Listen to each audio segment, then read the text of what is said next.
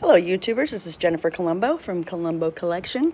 Today I'm going to show you really quickly how to remove plastic keys from a typewriter. They're all pretty common unless you have the old silver keys. Those come off with tabs, totally different. But for plastic keys, most typewriters are exactly the same.